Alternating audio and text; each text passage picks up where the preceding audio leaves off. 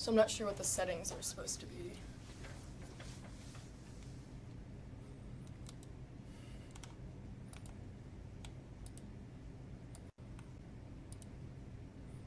New information today, and that will be in a news release that the undersheriff will be passing out at the conclusion of the press conference. So thank you, and Sheriff, take it from here. First of all, thank you for all being here. Please be patient with us. It's been a long night. With us, we have our Field Services Captain, Brandon Brinks, Grand Traverse County Prosecutor, Noel Mogenberg, Munson Medical Center President, Joe Hershey, and Munson Medical Center Chief Medical Officer, Dr. Tom Schermerhorn. On July 26th of 2025 at 4:43 p.m., Central Dispatch began receiving calls stating that there was a man with a knife inside the Walmart store in Garfield Township, Grand Traverse County, Michigan, actively stabbing people. A Grand Traverse County Sheriff's deputy was near the location and arrived at 4:46 p.m. At the time of the deputy's arrival, multiple citizens, including one who was armed with a pistol, were confronting the male suspect in the parking lot and preventing him from harming further people and leaving. The deputy took the suspect into custody without further incident. During the incident, 11 individuals were injured by the suspect. The weapon used was a folding knife with a 3.5-inch cutting blade. Would you like to put that up?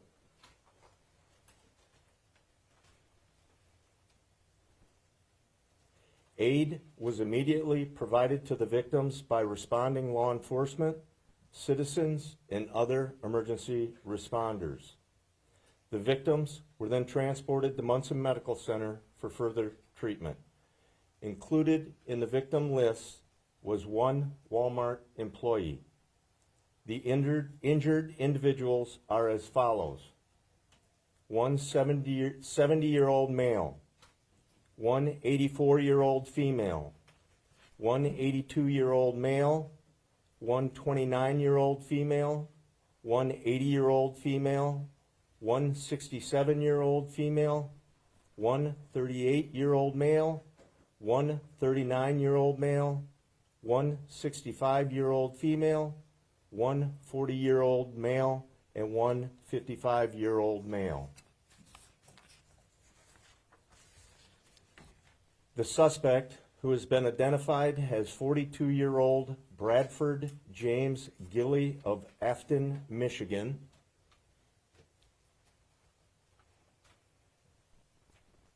was arrested and transported to Grand Traverse County Jail, where he will remain pending formal charges and arraignment. Requested charges will be as follows: 1 count of terrorism, 11 counts of assault with intent to murder. Mr. Gilly's history shows prior assaultive incidents as well as controlled substance violations. A motive has not yet been determined. Additional information gathered indicates that Mr. Gilly had entered Walmart at 4:10 p.m. and remained in the store until the incident occurred. I'd like to thank all that were involved, including but not limited to the Michigan State Police, Traverse City Police Department, Leelanau County Sheriff's Office, Antrim County Sheriff's Office, the FBI, Munson Medical Center, Mobile Medical Response, Metro Fire, East Bay Ambulance, Grand Traverse County Emergency Manager. Our thoughts and prayers go out to the victims and their families, and we will provide further updates when additional information is available. With that, I'd like to turn it over to Noel. Good afternoon. I want to thank everyone for being here. Let you know that my office has been extremely impressed with the outpouring and the communication and cooperation between the agencies involved in this case. Wanted also to let you know that for community, there is going to be a community counseling center, which will allow free counseling to any community members, which we try to do whenever there is an act of terrorism. So free counseling to all community members affected by the incident at Walmart yesterday. That's going to be at NMC in the Innovation Center, which is at the Cedar Lot. Monday through Wednesday from 10 to 7. Depending on the use of those services, we may consider extending those.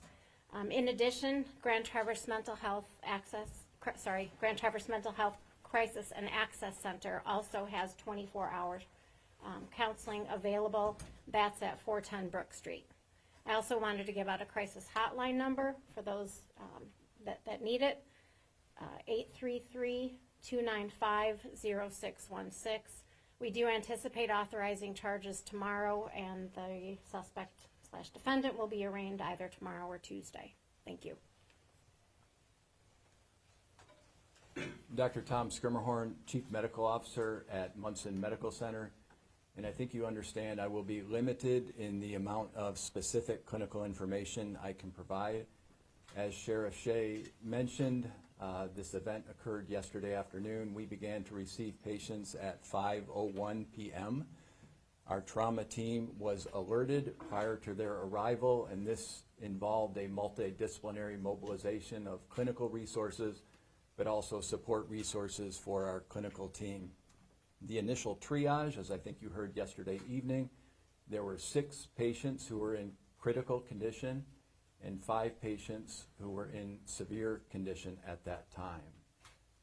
I'm happy to report 1 patient has been treated and released. Now we have 10 remaining patients, 2 who remain in serious condition, and the others have progressed to fair condition. I will be followed by Joe Hershey, President and CEO of Munson Medical Center. Thank you, Dr. Skirmerhorn and others that are here today on behalf of Munson Medical Center and our amazing healthcare team. We are here to support and provide as much information as we can. Our commitment to the community shines very, very bright today. We're very proud of the well-coordinated responses, as Sheriff Shea indicated. Those started in the field with EMS. They continued to carry over on-site at Munson Medical Center, where patients were met inside of our emergency department, our emergency center, with all of our healthcare personnel standing by. We did activate trauma, and we're pleased to say that as a trauma center, we had all of the necessary healthcare professionals on site, including attending physicians, nurses, members of our clinical care team, and of course our surgeons. We stand before you today and again just want to say thank you to all of the care team members, members of the community that have offered their assistance, their support. We will provide more information. We've been met with requests for blood donations and other services from within the community, and we'll speak to that at a later time. But again, just one more time, want to recognize the amazing response, the well-coordinated care on behalf of patients and the community. Thank you. All right, at this time, we are happy to take questions right here. Can I first just a quick logistical question? How do you spell his full name? Gille. 1-8. Correct. And he's 42 years old still, correct? Correct. Okay.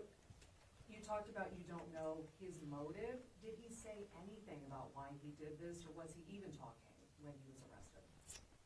Actually, when he was arrested, there was minimal conversation throughout the entire incident, so it was very limited as far as what he did say. As far as a motive, that's yet to be determined.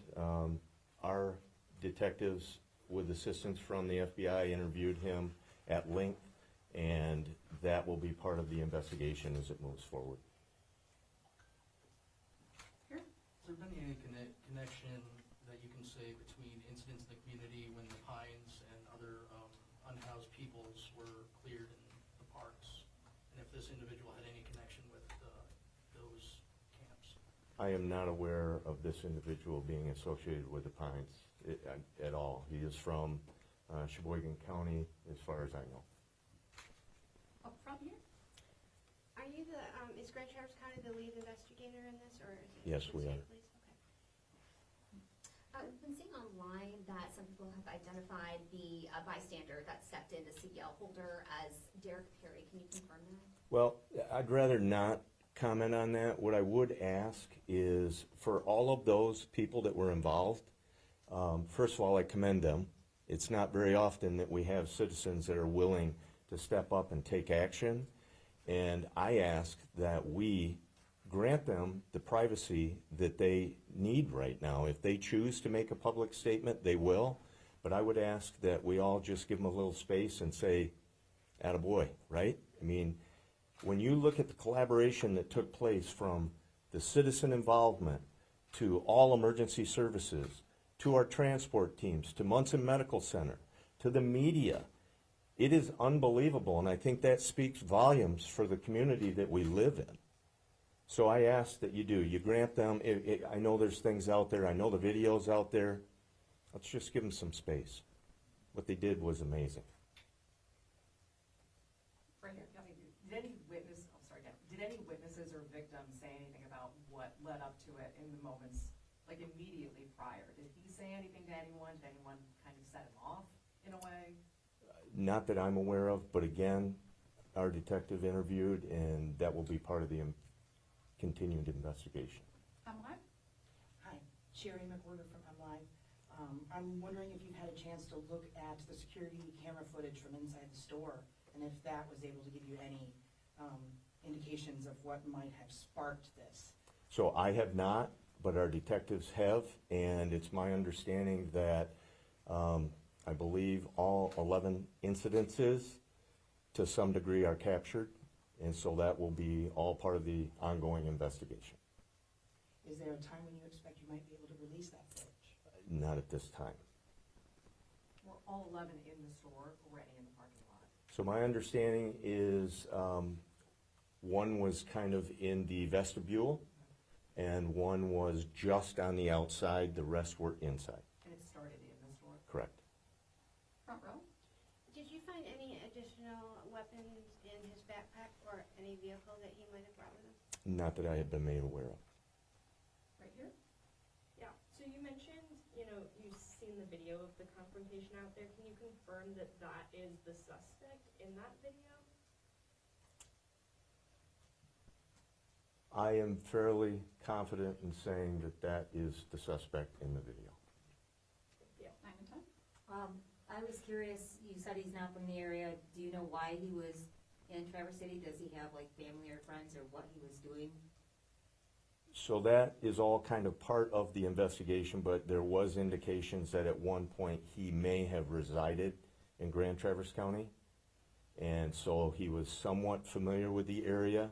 He had recently, it appeared, traveled to our area, I believe on the day of the incident.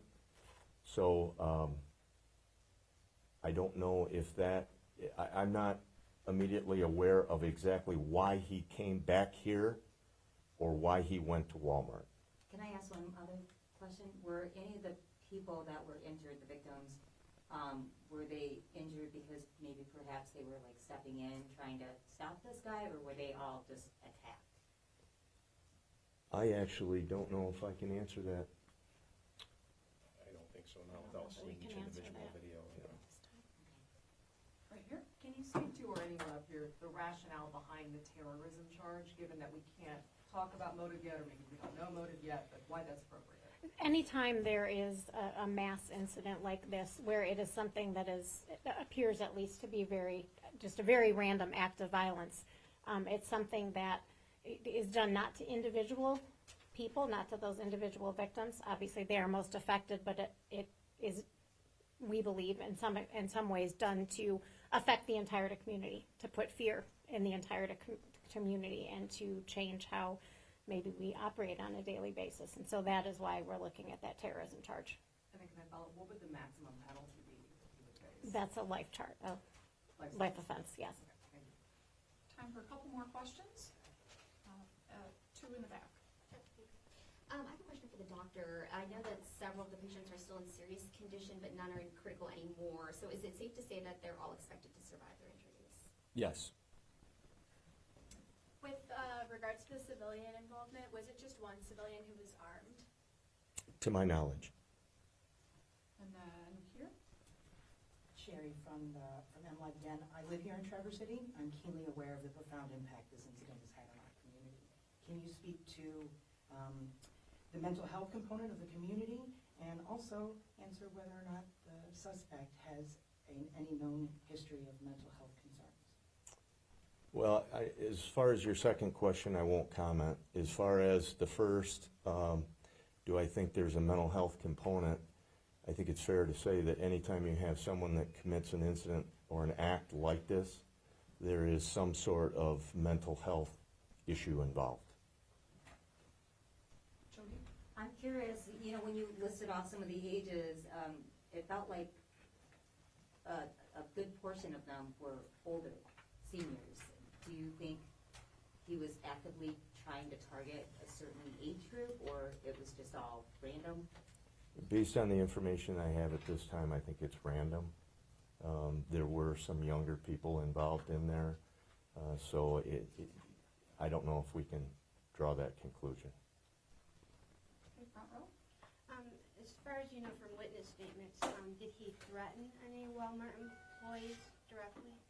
Well, again, the information I've been provided is there was very limited conversation that took place throughout this incident, so I would be apt to say no. And then did you have one? Yeah, do you know if the suspect has a criminal record in Florida? I don't know that. You don't know that? But to clarify the spelling, it's Gille or Llie? What I have is Gille. And that will be in the news release that the undersheriff passes out to all of you. Thank you. Sherry? Outside of Florida, do you know whether the suspect has a criminal record here in Michigan? I won't specify where, but I will specify that there are prior assaultive type allegations as well as controlled substance. All right, any last questions? So all of those allegations were in Michigan, or you're not going to specify? I did not study his criminal history to be able to verify that. Got it. Guys, where is he being held? Grand Traverse County Jail. Okay, and then will a digital copy of that release and those photos be available? We can make that available. That'd be great. Yep, so we'll have the news release, the undersheriff will be able to send out the photos. To those that just late joined, you've got one question and then we'll connect with you. Well, since I was late joined, could I get you to recap the top, sir? You've got the suspect, you have an ID on him, and anything about a motive? No, not at this time. We don't have a motive identified, and you will be provided with a recap of everything that we just said. Okay? Does that answer your question? Well, that is it. Also with the citizen who subdued the attacker? Yeah. Could you describe that scenario? So I'm not going to get into detail there. You missed this part of it. Yeah. There were multiple citizens who were involved. There was one that was armed with a pistol, and we're asking that we respect their privacy at this time. And if and when they decide they would like to make a public statement, they will. All right, thanks. Sorry for getting you late. Thank you. All right, yep, right here. How's this incident changed response protocol conversations after, during, before, or is this type of training for this type of incident part of your apparatus in the county? So it is all part of our training. It's what we do on a regular basis, all of us standing up here. That being said, training is one thing, and when it's a real thing, it's another. But again, I cannot commend everyone that was involved enough. When you stop and look at from the time of call to the time of actual custody, it actually was the individual was detained within 1 minute. And that is remarkable when you look at it. And that mitigated Lord knows how many additional victims. So as far as training, we can always do better. We will have a debriefing on this. We will critique it. We'll talk about what we did right. We'll talk about what we did wrong, and we'll talk about how we can do it better. But overall, other than we have 11 victims, I'm very impressed. Last question. Do you have the name of the deputy that was close by and that responded so quickly? I do, but let's work through this, okay? I would like to take this one question. Okay, oh, I didn't see you, I'm sorry. Okay, thank you. I was wondering if the video that's been posted will be used as evidence. I've seen a number of videos posted, so which are you referring to? Any of them, all Potentially, yes. Yeah, we will be reaching out to the public and potentially they could be used. All right, thank you, everyone. So for follow-up, the sheriff will be available, and undersheriff will be available. And if you have questions for the healthcare team from Munson Healthcare, please direct those towards me. Thank you so much, and safe travels. Thank you for all showing up and putting up with the heat. For anyone from the media who would like a booking photo, ideally, if you have a business card with your email address on it, I can start working on it. Do you want to pass this out? Yes. Okay.